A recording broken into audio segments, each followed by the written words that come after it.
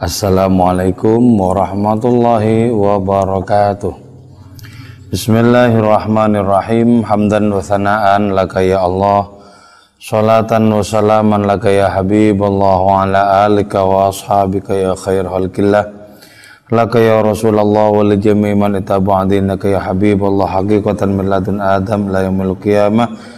Wa nakhussu khususan min illa hadratus Syekh Maulana Jalaluddin Rumi radhiyallahu lana wa lahumul Fatihah.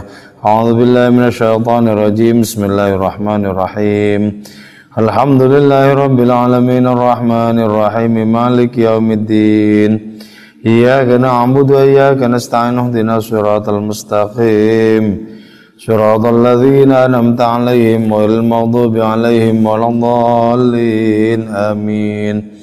Litaqarrubina ila Allah ta'ala limahabbatina ila Rasulillah sallallahu alaihi wasallam, li salamatina fid dini wad dunya wal akhirah, li qada'i duyunina, li qada'i hajatina min hawaijid dunya wal akhirah, taysir arzaqina halalan thayyiban mubarakan katsiran wa sa'ala sadina qulubina, li amradina zahiran batina, li daf'il balaya wal mihan wal fitan wal amrad asqam, ولمنافعنا لمصالحنا لأهل بيتنا أولادنا ذرياتنا وجوارنا أصدقائنا وجميع المسلمين والمسلمات والمؤمنين المؤمنات الأحياء منهم والأموات والأعز الإسلام والمسلمين بجودك يا الله بشفاعة نبيك يا الله ببركة أوليائك يا الله بأسرار الفاتحة.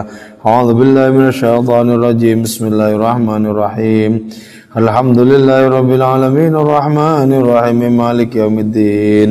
إياك نعبد وإياك نستعين اهدنا الصراط المستقيم صراط الذين أنعمت عليهم غير المغضوب عليهم ولا الضالين. آمين.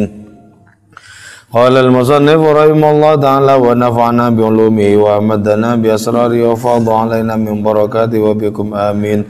Bismillahirrahmanirrahim.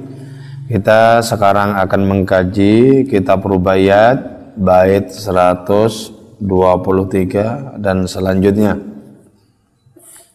Bismillahirrahmanirrahim. Tadzakkarakal qalbu. Tadzakkara teringat atau mengenangkah kepadamu al-qalbu apa hati. Indama tamallaka manakala cukup urgen ya di dalam diri kita yang disebut sebagai qalb atau sebagai hati itu.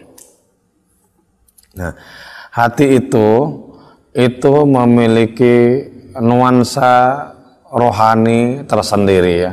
Dan hati itu bertingkat-tingkat.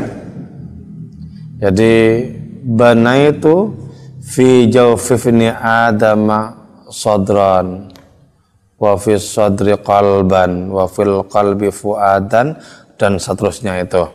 Nah, itu merupakan tingkatan-tingkatan hati. Nah, ada kalanya sebagaimana bisa kita rasakan bahwa hati itu bergembira, ada kalanya juga hati itu bisa bersedih. Kegembiraan hati itu bermacam-macam, sebagaimana juga penyebab dari kesedihan hati itu, sehingga hati mengalami kegundahan itu pun juga bermacam-macam. Di sini ketika disebut hati itu bergembira, tentu saja itu kegembiraan rohani maksudnya ya. Ketika hati itu dikuasai oleh roh, maka setiap kegembiraan hati itu adalah kegembiraan rohani. Tapi ketika hati itu dikuasai nafsu, setiap kegembiraan itu adalah kegembiraan nafsu. Di sini Maulana Rumi menyatakan, hati itu mengenangmu. Hati itu teringat kepadamu manakala hati itu dikuasai oleh adanya kegembiraan rohani. Nah, di sini rupanya dipisahkan antara diri dengan hati. Karena itu disebut hati mengenangmu. Artinya apa? Ketika hati itu bergembira secara rohani, maka otomatis kegembiraan hati secara rohani itu mencakup keseluruhan nasib rohani diri. Karena itu hati itu kemudian dengan penuh kegembiraan itu merayakan adanya adanya kegembiraan itu tidak saja pada dirinya sendiri, tapi pada keseluruhan diri.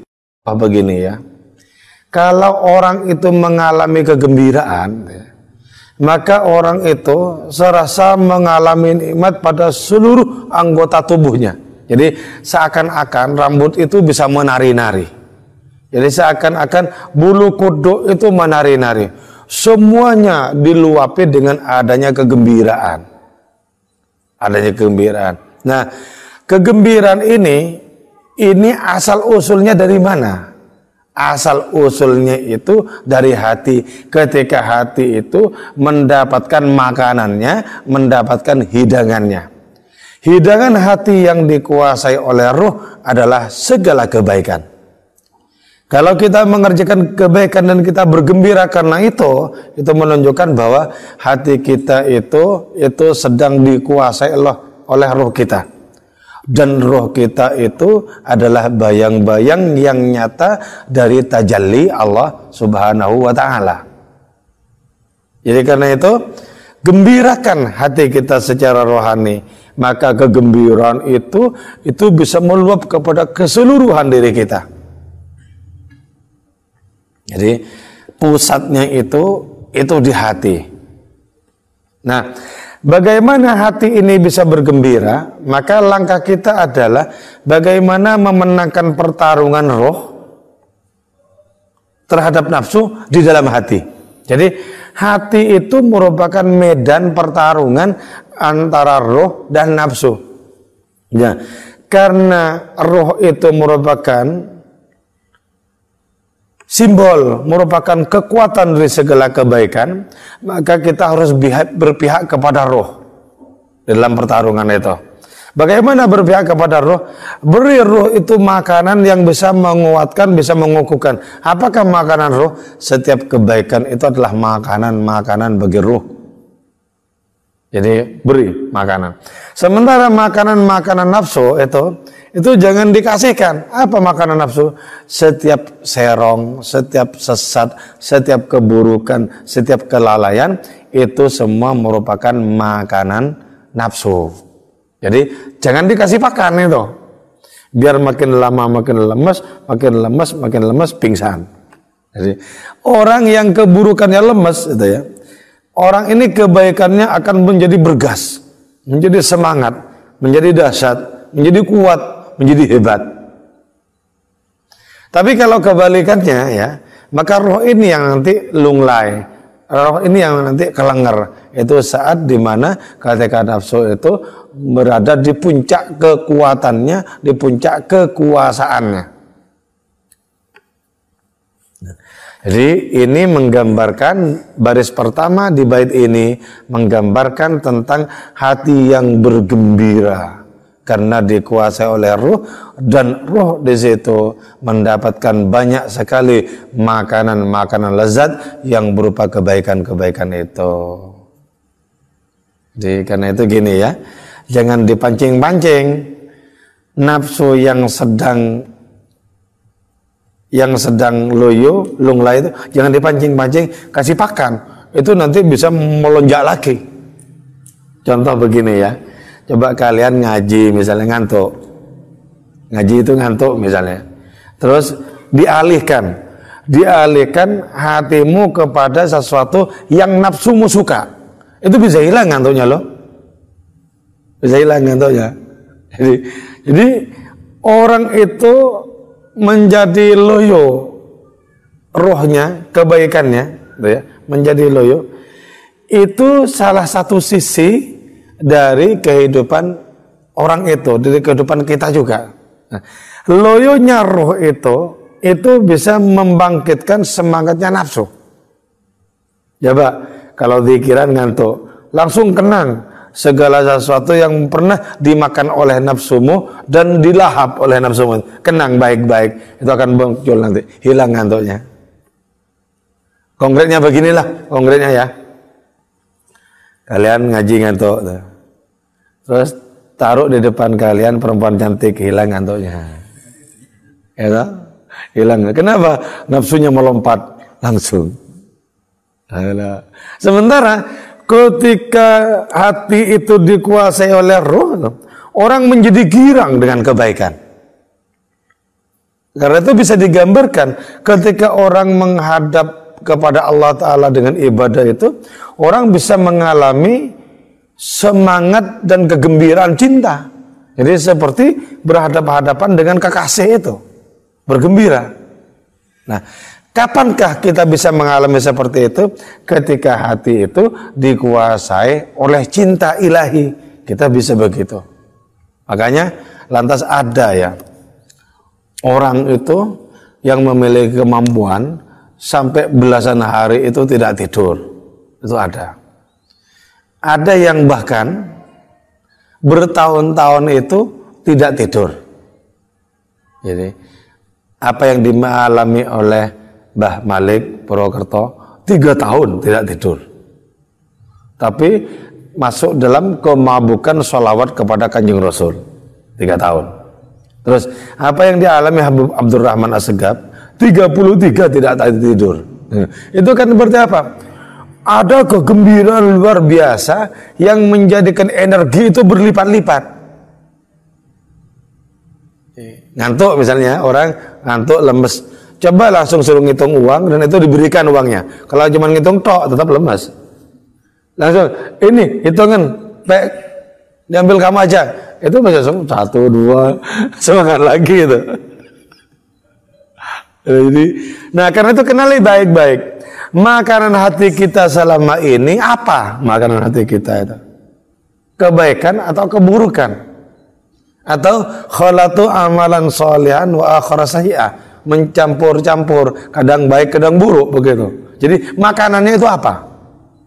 Karena itu untuk mengetahui itu orang malaikat atau orang binatang gampang.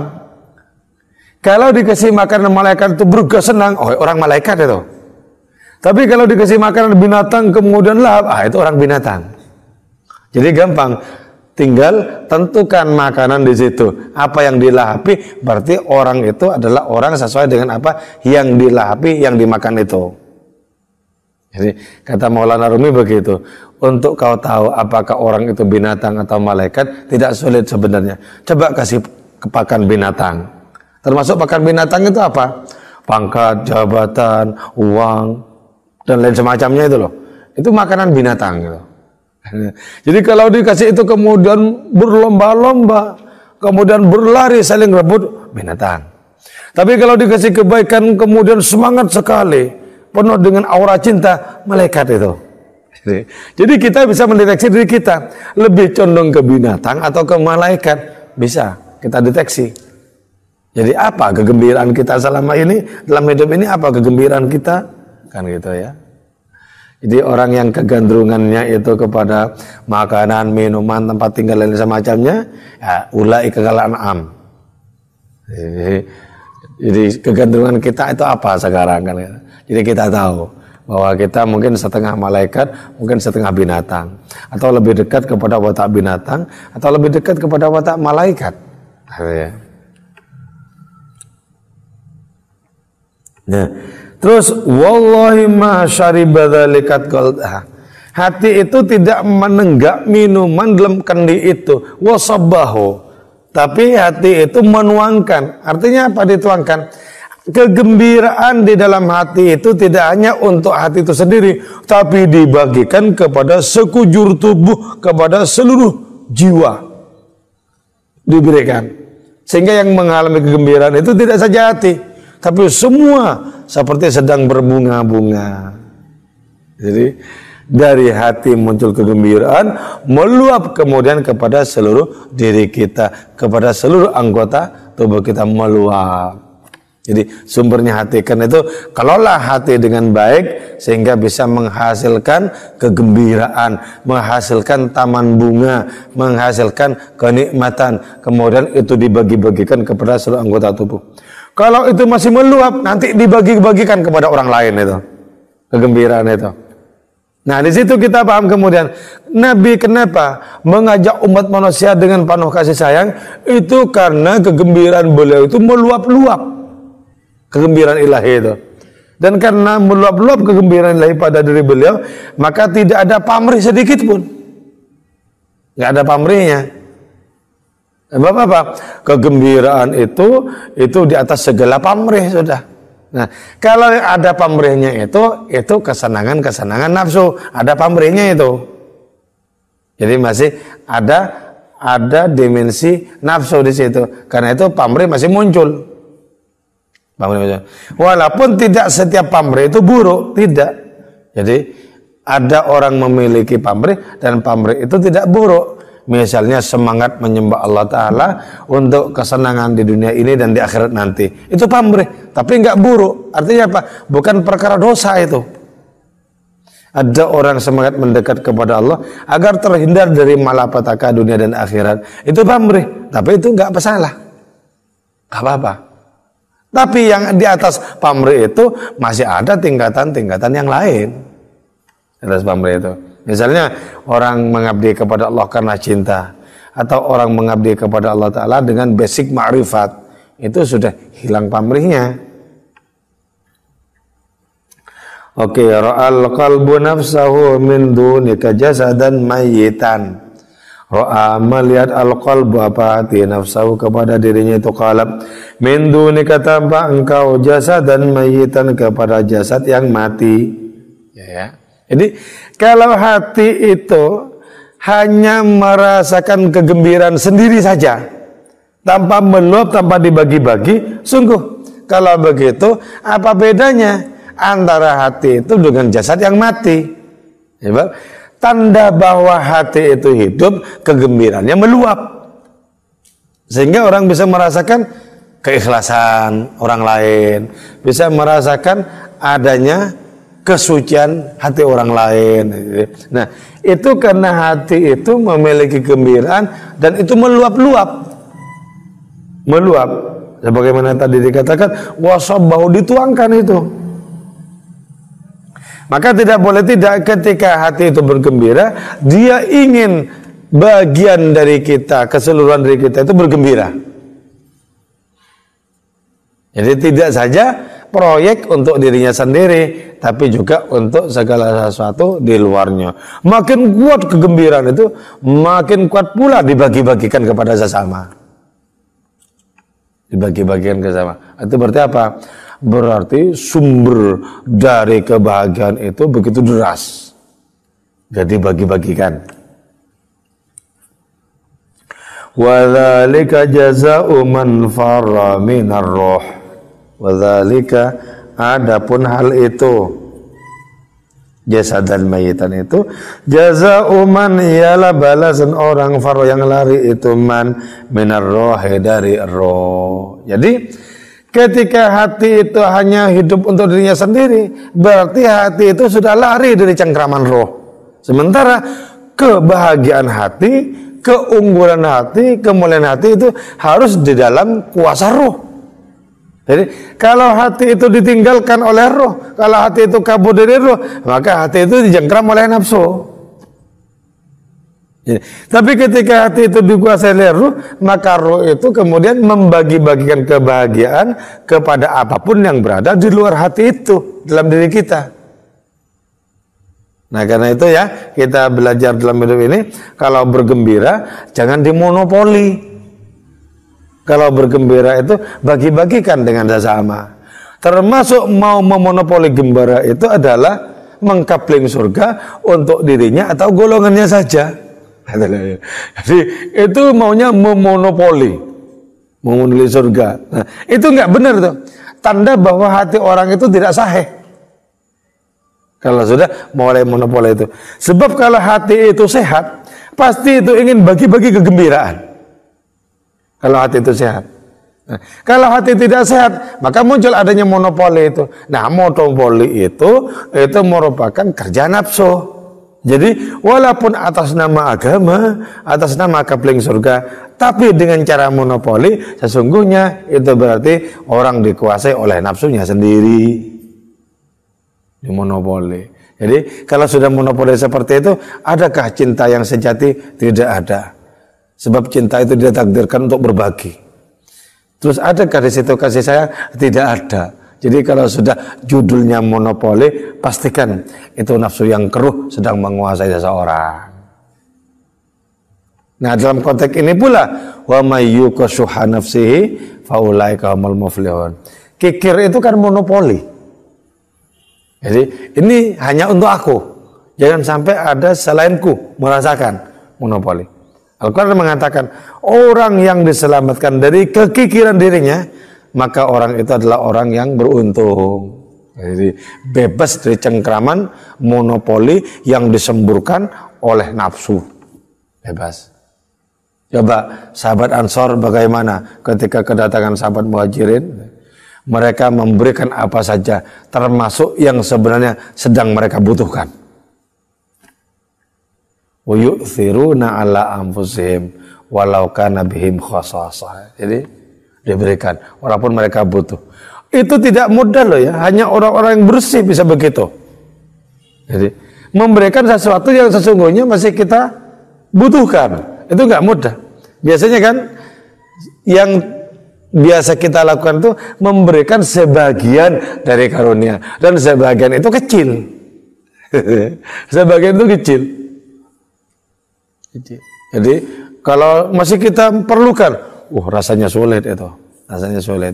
Dalam konteks seperti ini, orang-orang yang ekonominya kelas menengah ke bawah itu biasanya lebih bisa berkorban dibandingkan dengan orang-orang yang memiliki harta benda yang banyak.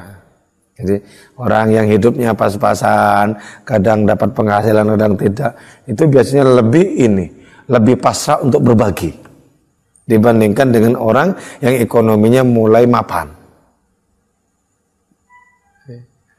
Kenapa bisa seperti itu?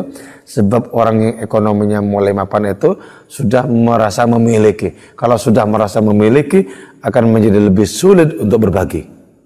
Tapi kalau merasakan itu murni sebagai karunia Allah Ta'ala, itu akan lebih mudah untuk berbagi. Jadi karena itu, jangan biarkan hati kita lari dari cengkraman roh. Sebab nanti kalau begitu akan dicengkram oleh nafsu. Tanda-tandanya hati dicengkram oleh roh adalah hati itu bergembira ketika kita mengerjakan kebaikan, dan tanda-tandanya hati dicengkram oleh nafsu, kita menjadi sangat jenuh ketika mengerjakan kebaikan, tapi bergembira ketika mengerjakan kelalaian dan kesia-siaan. Coba begini ya, di tengah malam baca Quran, itu dapat beberapa ayat itu sudah capek ya, udah ngantuk. Coba ganti judul main game. Itu bisa sampai pagi loh. Oh, berarti jenis binatang. Jadi hilang capeknya itu. Jadi ternyata kita menyiasati diri. Makanya kalau misalnya kita berzikir, kemudian kita ngantuk, capek, alihkan sebentar ya. Tapi jangan lama-lama. Alihkan ke game. Nah, ketika sudah bergas, kembali lagi, auzubillah, ayo tahu rasa kamu. Jadi harus dipermainkan nafsu itu. Jangan hanya kita yang dipermainkan, giliran dong. Jadi betapa pentingnya taktik. Karena itu di dalam tasawuf, jalan keikhlasan itu tidak cukup, harus ada taktik. Ya, taktik. Ini misalnya nanti malam kan mau bangun misalnya ya, mau bangun untuk wudu, untuk sholat. Kan nafsu bilang tidur aja. Bilang saja, gampang. Perkara tidur nanti ada waktunya, sebentar aja kok. Jadi harus kita bikin trik-trik gitu loh. Dulu ketika masih sanawiyah ya, saya masih sanawiyah sekitar tahun-tahun 80-an ya. Tahun-tahun 80-an tuh masih sanawiyah. Nah, kan senang bangun malam, tapi juga malasnya itu kuat. Jadi harus pakai trik. Pakai caranya begini, saya kan tidur ya di musala itu, kan bangun itu saya tidak pakai perlahan-lahan, duduk itu nggak langsung bangun gitu aja. Jadi biar apa? Biar merupakan ini ya, shock terapi. Jadi langsung berdiri gitu aja. Jadi nggak pakai enggak langsung aja gitu. Ini cara. Jadi cara itu sangat penting. Biar kita apa? Biar kita itu bisa menang. Itulah sebabnya dalam peperangan juga sama. Bukan hanya keberanian yang kita andalkan, harus ada taktik perang. Jadi cara begitu. Oke, kita lanjutkan pada bait 100. 23, 24. Lau habat andaikan berhembus ar-rihu apa angin ala turratika atas alismu asyaksa yang layu. Laqala laka niscaya mengatakan laka bagimu al-qamaru apa rembulan min a'maqi qalbi dari kedalaman hatinya itu rembulan.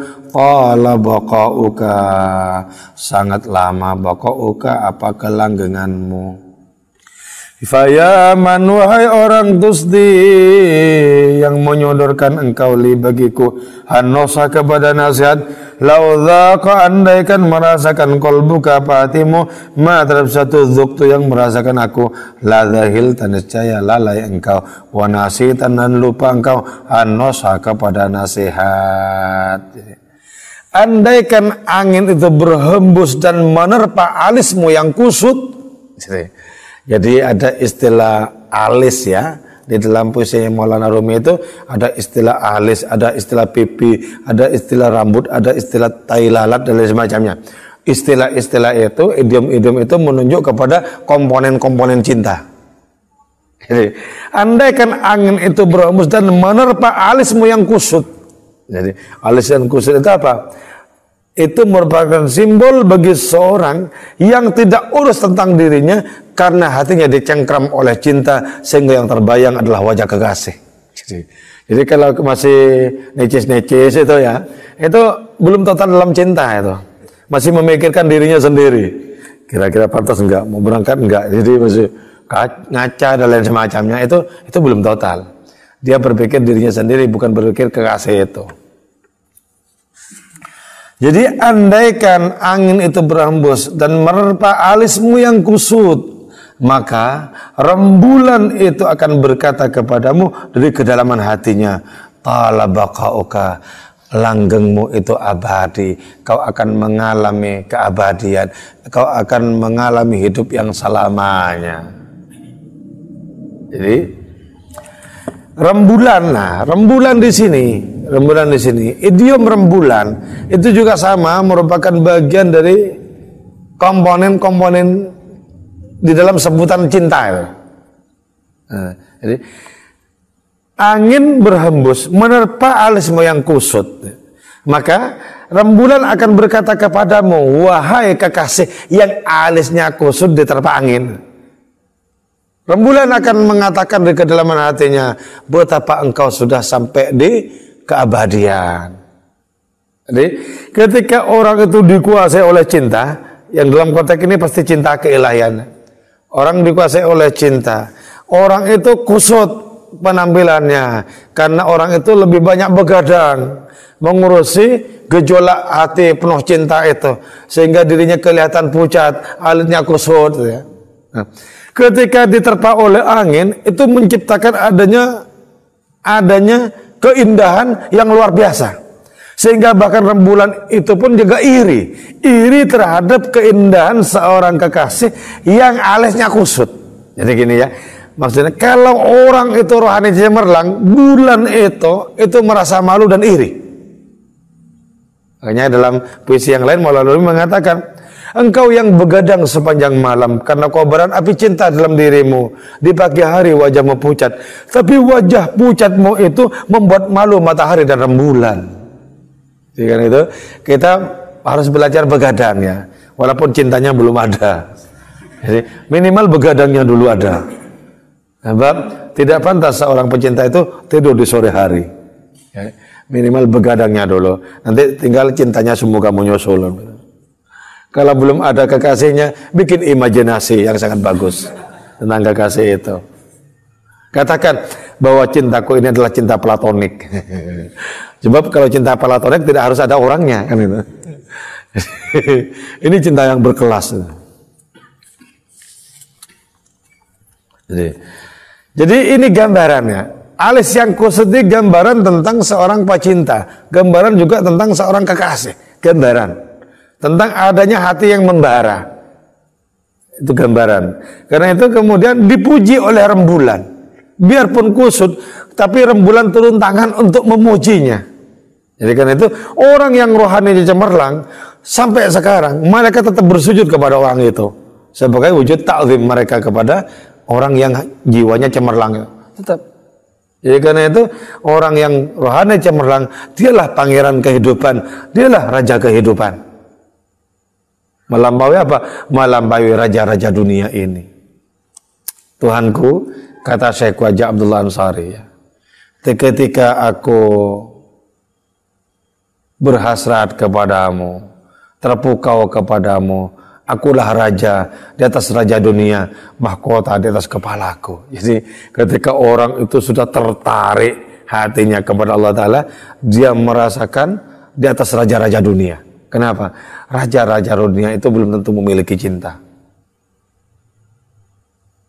Karena itu tanpa cinta, tanpa ketulusan, kata Maulana Rumi, seorang raja pun tak lebih dari kentut keledai. Jadi orang yang cinta ilahi itu memiliki percaya diri luar biasa. Percaya diri luar biasa. Sebagaimana orang-orang yang memang dekat kepada Allah, pasti percaya dirinya itu luar biasa. Pantangan grogi, pantangan nervous, ya, kepantangan berkecil hati, pantangan. Kenapa? Yang agung di hadapannya cuman Maha Kekasih, Maha Pecinta, yaitu Allah Subhanahu wa Ta'ala. Nah, kalau sudah seperti itu, maka si pecinta ini, si kekasih ini mengatakan, "Faya man tusdilin nasah." Wahai orang yang suka memberikan nasihat kepadaku, andaikan kau merasakan apa yang kurasakan, engkau pun juga tidak peduli nasihat orang lain. Karena orang-orang yang sedang dicengkram oleh cinta itu di luar apa? Di luar rasionalitas kehidupan orang lain. Orang mungkin akan menasihati begini, untuk apa hidupmu sampai layu seperti itu? Untuk apa kau sedemikian menghayal tentang kekasih? Untuk apa? Bukankah kau memiliki realitas hidup sebagaimana kebanyakan orang? Kenapa tidak saja bertumpu kepada realitas hidup itu saja? Kata si pecinta, kau tahu apa tentang dunia yang sedang ku alami? Andaikan hatimu jatuh hati kepada Allah sebagaimana hatiku, andaikan hatimu tergila-gila kepada Allah sebagaimana hatiku, kau akan lebih parah dibandingkan dengan aku. Andaikan Plato itu, kata Maulana Rumi, andaikan Plato itu merasakan anggur cinta ilahi, dia pasti lebih tergila-gila, lebih mabuk dibandingkan aku. Ini masuk dalam wilayah rasa ini. Masuk dalam wilayah rasa. Jadi seorang filosof seperti Plato, ya, yang idealismenya itu luar biasa. Ya, kita mesti tahu lah konsep idenya Plato ketika kita masih kuliah di filsafat. Nah, itu kalau di atasnya tumbuh teratai-teratai cinta, itu pasti lupa seluruh filsafatnya itu. Kenapa? Dia akan merasakan kegirangan, melonjak-lonjak bergembira karena merasakan adanya gejolak cinta itu. Jadi karena itu ini lebih bertumpu kepada rasa dibandingkan ilmu pengetahuan, dibandingkan dengan konsep-konsep belaka, lebih bertumpu kepada rasa. Jadi jangankan dunia cinta seperti itu. Saya punya seorang kawan, ya, seorang sastrawan masuk ke dalam gedung diskotik, ya, dan berdansa-dansa di luar. Di dalam berdansa, berjoget-joget bersama hentakan-hentakan musik itu loh. Seorang temannya dari luar pintu melihat, gila kamu, gila. Sementara yang di dalam itu, yang berjingkrak-jingkrak itu, kau tahu apa nikmatnya berjingkrak-jingkrak? Gila kamu. Sebenarnya yang gila itu yang mana? Nah, sebutan gila itu kan karena tidak sama dengan dirinya kan itu. Orang yang tidak sama itu termasuk gila kan itu. Jadi kita mengukur kegilaan orang lain itu karena tidak seperti kebanyakan diri kita gila. Tapi bagi orang gila, kita ini yang gak waras. Hong, nikmat kayak gini kok kamu tidak merasakan? Gila kamu. Jadi sebenarnya yang sebut gila itu kita yang mengaku waras atau orang yang kita sebut gila. Kalau perspektif orang gila, kita ini yang tidak waras. Kenapa? Tidak mengikuti irama kenikmatan yang mereka tenggak itu, yang mereka rasakan, tidak mengikuti itu. Gitu ya. Naam ya ayyuhal masyuq, wahai kekasih, apakah ada Hujajuka apa argumenmu itu qalilatan ialah sedikit. Hatta ya hingga datang an-naum apa tidur, wa yakhtufu dan menyambar, wa yakhtufa dan menyambarkan kepadamu. Minna itu tidur, minna dari diri kami. Wahai kekasih, apakah bukti-buktimu sebagai pecinta? Apakah argumenmu sebagai cinta itu sangat sedikit, sangat lemah, sehingga tidur itu menyambarmu? Jadi karena itu gini ya, kalau orang masih dikuasai oleh tidur, itu berarti apa? Hujah cintanya, argumen cintanya itu masih lemah. Masih lemah. Dan karena masih lemah, maka tidak bisa melahirkan energi berlipat-lipat. Jadi ketika kenanganmu itu masih berbaur, kenanganmu tentang kekasih masih berbaur dengan kantukmu, tanda bahwa rindumu memang lemah sekali. Ketika rindumu begitu kuat, maka kenanganmu tentang wajah kekasih akan mengusir segala tidur dan kantuk. Jadi karena Allah Maha Pecinta, maka la ta'khudhu sinatun wala naum. Jangankan tidur, kantuk tidak pernah menyentuh Allah. Karena Allah itu Maha Pecinta. Nah, watak cinta itu yang perlu kita miliki, sehingga dalam hidup ini kita tidak lebih banyak didominasi oleh tidur dan kantuk. Bagaimana bisa begitu? Kobarkan api cinta dengan sendirinya. Api cinta itu akan mengusir kabut-kabut kantuk itu. Ketika belum muncul kobaran api, asap itu sedemikian pekatnya dan membubung. Ketika api berkobar, kabur kemudian asap itu. Kobaran api adalah cinta itu sendiri. Sementara asap itu, pekat itu adalah kantuk. Itu adalah segala rasionalitas dari kewarasan yang tak tersentuh oleh cinta.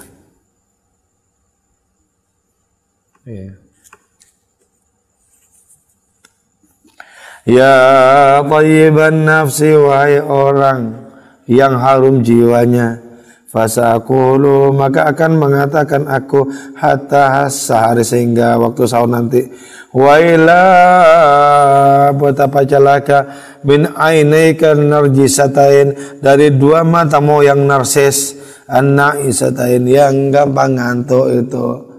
Jadi akan kukatakan kepadamu hingga menjelang sahur nanti bahwa betapa sangat celaka kedua matamu yang narsis tapi dikuasai oleh kantuk itu. Jadi celaka. Kenapa? Karena belum begitu respon terhadap adanya api cinta. Ibaratnya seperti kayu yang kehujanan. Ketika dikorek itu ya terbakar untuk sebentar, tapi kemudian mati lagi, dikorek lagi, terbakar, mati lagi. Itu ibaratnya adalah mata yang masih dikuasai oleh kantuk. Padahal orang yang memiliki mata itu mengatakan, aku sedang jatuh cinta. Cinta macam apa yang dimiliki oleh seseorang ketika orang itu masih dikuasai oleh kantuknya sendiri? Pastikan itu adalah cinta imitasi, itu adalah kepalsuan belaka. Nah, kalau sudah memiliki yang asli, maka orang itu memiliki alat ukur. Karena itu kalau Syekh Abdul Qadir Jailani begini, ayo siapa di antara kalian yang mengaku cinta, maju, saya memiliki alat untuk mengetesnya. Apakah cintamu palsu atau asli? Jadi kalau orang sudah memiliki yang asli itu tentu kan tahu mana yang palsu, mana yang asli, tahu. Nah, kalau yang belum tahu mana asli mana palsu, itu memang tidak pernah merasakan yang asli. Orang yang tidak pernah memiliki emas yang asli pasti bisa mengira orang itu bahwa emas yang palsu itu pun juga asli, karena belum tahu rasanya memiliki yang asli. Ya. Tapi ketika orang sudah berkali-kali bahkan memiliki emas yang asli, tahu kemudian mana emas yang palsu itu. Paham? Jadi karena itu kalau berembuk sesama orang yang memiliki emas palsu, itu sama-sama palsunya itu. Lah, apa yang bisa dipercaya dari rembukan yang sama-sama palsunya? Jadi pentingnya kita mengambil bara api rohani, bara api cinta dari orang-orang yang dekat dengan Allah Subhanahu wa Ta'ala itu. Wailah. Oh, betapa celaka. Nanti bait-bait dari tadi itu ya, dari awal sampai yang terakhir ini yang ketiga, itu semuanya menggiring kita pada model keberagamaan yang berkobar karena cinta loh. Jadi menggiring kita ini. Kita ini digiring.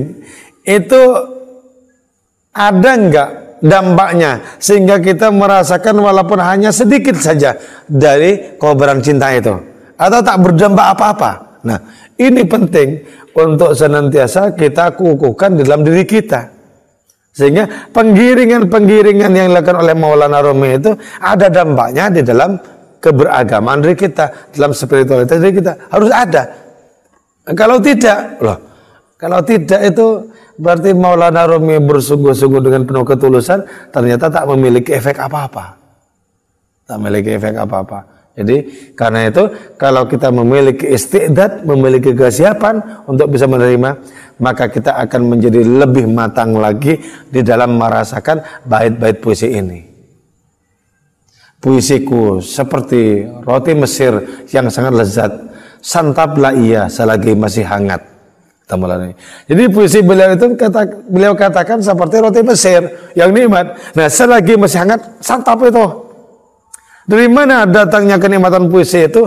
Dari kemampuanmu untuk memaknai, kata Maulana Rumi. Bukan semata-mata aku yang memberikan hidangan berupa puisi, tapi kesanggupanmu untuk bisa mencerna dan merasakan nikmatnya puisi itu. Andaikan kau tidak memiliki selera apapun terhadap puisi-puisiku, maka puisiku akan teronggok dan dicengkram oleh dingin hingga pagi hari. Jadi ibaratnya ini roti hangat, lahap dengan baik, lahap dengan sempurna, kemudian munculkan semangat rohani, semangat cinta ilahi dalam diri. Itu artinya kita memiliki istiqdat, memiliki kesiapan untuk mengolah kata-kata menjadi rasa.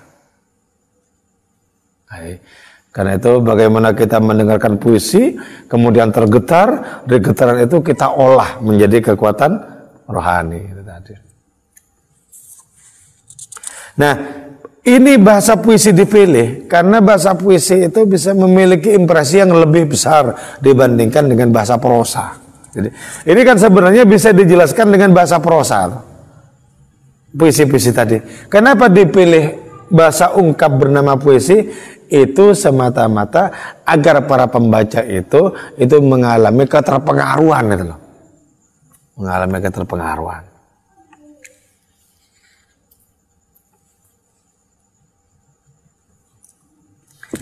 Oke, ada yang mau ditanyakan?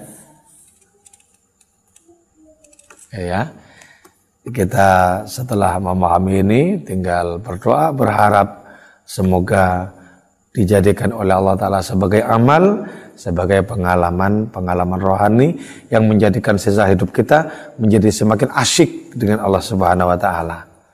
Allah itu maha pecinta sekaligus maha pencemburu. Ketika kita merasakan cintanya, kita akan merasakan cemburunya. Sebab cinta dan cemburu adalah dua sisi dari uang yang sama.